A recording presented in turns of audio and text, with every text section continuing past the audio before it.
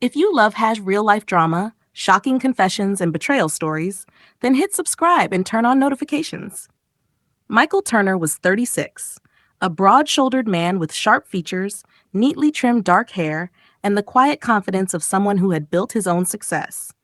He worked as a financial advisor, disciplined and respected, the kind of man who valued loyalty above everything else. He wasn't flashy, but he was dependable, the kind of partner most women claimed they wanted. His wife, Natalie, 34, was strikingly beautiful. With long auburn hair, piercing blue eyes, and a smile that could light up any room, she had always been the center of attention. She loved travel, parties, and the thrill of being admired.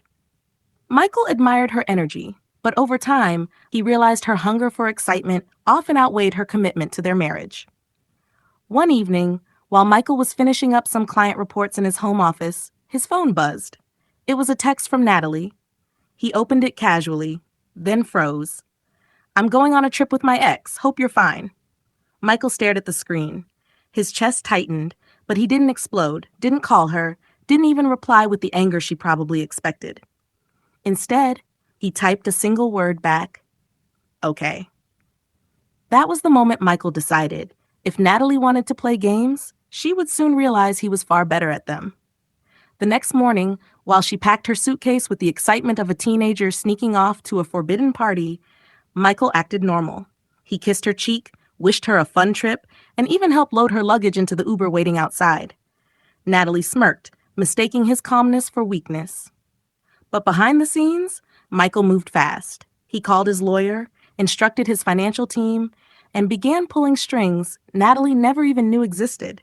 Every joint account? Emptied and transferred. Credit cards? Canceled within hours. The luxury SUV she flaunted around town? Already in his name alone, and soon to be repossessed. Michael had proof of her betrayal, screenshots of her text, her social media posts flaunting the trip with her ex, and even hotel receipts forwarded to him by a discreet friend in the travel industry. By the second day of her romantic getaway, Michael had built a case so solid that not even Natalie's crocodile tears could shake it. When she returned 3 days later, suitcase in hand and a smug smile on her face, she walked into a completely different reality. The locks on the house had been changed. Her belongings, designer clothes, handbags, jewelry, were neatly packed in boxes by the front door, and taped to the top was an envelope. She tore it open, her hands trembling. Inside were divorce papers, neatly stacked alongside a note in Michael's firm handwriting. "You wanted freedom. Now you have it. P.S. The bank accounts are frozen. The car is gone. The only thing you get is the bill from your little vacation. Enjoy." Natalie's jaw dropped. She pounded on the door, screaming his name, but Michael wasn't inside. He was already across town, enjoying dinner with colleagues. And seated next to him was Vanessa, a fellow advisor who had admired him for years. Unlike Natalie, Vanessa respected loyalty, and when she heard what happened, she smiled and said softly, "You deserve better than her." The next morning, Natalie's humiliation was complete.